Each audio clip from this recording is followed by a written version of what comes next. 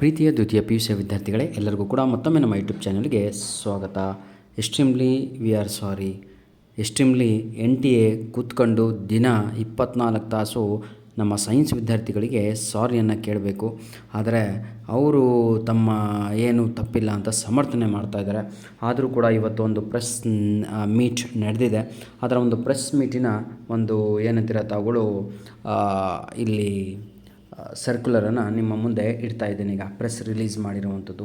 ಬನ್ನಿ, national testing agency ನಿಮ್ಮ NEET exam ನಡೆಸಿದ್ದು PCMB ವಿದ್ಯಾರ್ಥಿಗಳಾಗಿರ್ಬೋದು, ಇಂಜಿನಿಯರಿಂಗ್ ಹೋಗುವಂತಹ ನಮ್ಮ PCMC ವಿದ್ಯಾರ್ಥಿಗಳಾಗಿರ್ಬೋದು, ಇಬ್ಬರಿಗೂ ಕೂಡ ಎಕ್ಸಾಮನ್ನು ನಡೆಸಿರುವಂಥದ್ದು NTA ಏಜೆನ್ಸಿ ಅಂತ ಕರಿತೀವಿ. ಇದಕ್ಕೆ ಸಾವಿರಾರು ರೂಪಾಯಿಯನ್ನು ಕಟ್ಟಿಬಿಟ್ಟು ತಾವುಗಳು ಕನಸನ್ನು ಕಂಡಿದ್ರಿ, ನಾನು ಡಾಕ್ಟರ್ ಆಗಬೇಕು, ಅದಾಗಬೇಕು, ಇದಾಗಬೇಕು ಅಂತ. ಹಾಗಾಗಿ ನ್ಯಾಷನಲ್ ಟೆಸ್ಟಿಂಗ್ ಏಜೆನ್ಸಿಯನ್ನು ಈಗ ಪೇಪರ್ ಲೀಕ್ ಆಗಿದ್ದಕ್ಕಾಗಿ ಎಲ್ಲರೂ ಕೂಡ ನೆವರ್ ಟೆಸ್ಟ್ ದಿಸ್ ಏಜೆನ್ಸಿ ಅಂತಲೇ ಕರೀತಾ ಇದ್ದಾರೆ, ನಾನ್ ಟೆಸ್ಟಬಲ್ ಏಜೆನ್ಸಿ ಅಂತ. ಯಾಕಂದರೆ ಇದು ಮೊದಲನೇ ಬಾರಿಗೆ ಪೇಪರ್ ಲೀಕ್ ಆಗಿಲ್ಲ ಕಣ್ರಿ.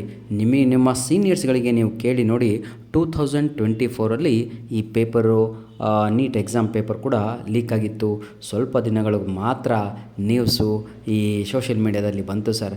ಆಮೇಲೆ ಇದಾವಲ್ವ, ಈಗಲಾದರೂ ಅಷ್ಟೇ, ಇವತ್ತೇನೋ ತೋರಿಸ್ತಾ ಇದ್ದಾರೆ, ನಾಳೆ ನೋಡಿ ನೀವು ಮತ್ತೆ 2 ದಿನ ಆದಮೇಲೆ ಅದೇ ಇರಾನು, ಅದೇ ಅಮೇರಿಕಾ, ಅದೇ ರಷ್ಯಾ, ಅದೇ ಆಯಿಲ್ಲು, ಅದನ್ನೇ ತೋರಿಸಿ, ಸಿಲಿಂಡರ್ ತೋರಿಸಿ ಅಲ್ಲಿಗೆ ಮಕ್ಕಳ ಭವಿಷ್ಯವನ್ನೇ ಯಾಮರ್ಸ್ಬಿಡ್ತಾರೆ ಈ ಸೋಷಿಯಲ್ ಮೀಡಿಯಾದವರು. ನೀಟ್ UG 2026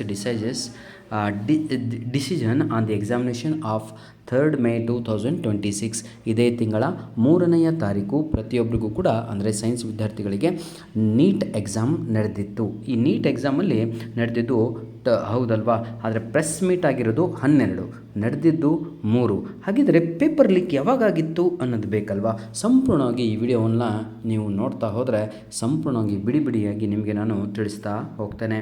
ನೋಡಿ, ಈಗ ಏನು ಪ್ರೆಸ್ ಏನು ನಡೆದಿದೆ. In continuation of this press release date 10 May 2026, the national testing agency wishes to inform you that parents, candidates, members of the public of the social decisions taken in respect to NEET 2026 NTA had on 8th May 2026 refer the matters that under consideration of the Central Agency for Independent Re-Verification. And ಅಂದರೆ 8ನೇ ತಾರೀಕಿಗೆ ನಮಗೆ ಗೊತ್ತಾಯಿತು ಈ ವಿಚಾರ, ಏನೋ paper leak ಆಯಿತು ಅಂತ. ಪ್ರತಿಯೊಬ್ಬರಿಗೂ ಕೂಡ 4ನೇ ತಾರೀಕಿಗೆ ಗೊತ್ತಾಗ್ಬಿಟ್ಟಿದೆ, ನ್ಯೂಸಲ್ಲಿ ಬಂತು, ಅಲ್ಲಿ ಬಂತು.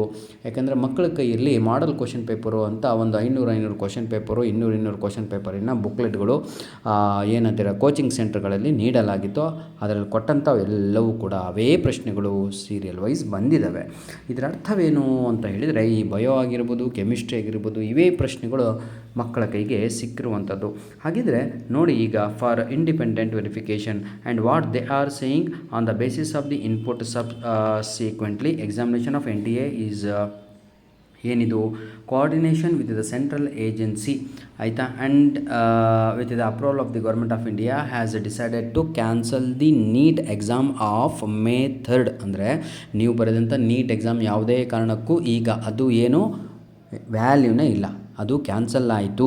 ಗೌರ್ಮೆಂಟ್ ಜೊತೆಗೆ ಕೂತ್ಕೊಂಡು ಸರ್ಕಾರ ಜೊತೆಗೆ ಮಾತಾಡಿ ಅದನ್ನು ಕ್ಯಾನ್ಸಲ್ ಮಾಡಿ ಆಯಿತು.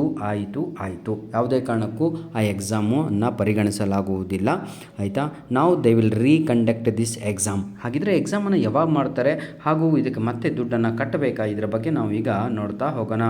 ನೋಡಿ, students will get their admit hall ticket after the release of the date of NEET exam. NEET exam date release ಆದಮೇಲೆ ಮಕ್ಕಳಿಗೆ ಆನ್ಲೈನಲ್ಲೇ ಅವರ ಅಡ್ಮಿಟ್ ಕಾರ್ಡು ಸಿಗಲಿದೆ.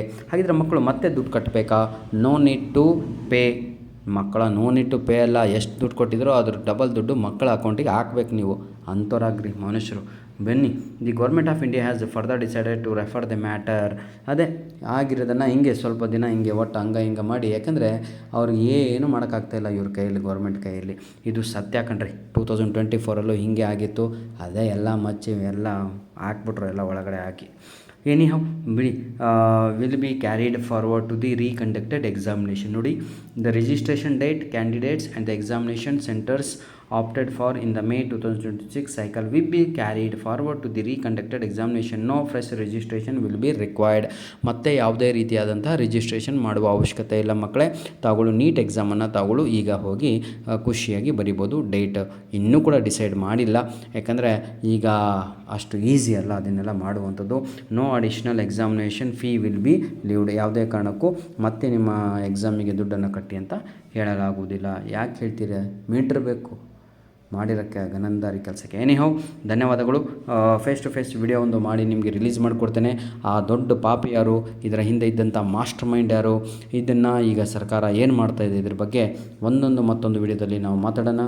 ಧನ್ಯವಾದಗಳು. All the best.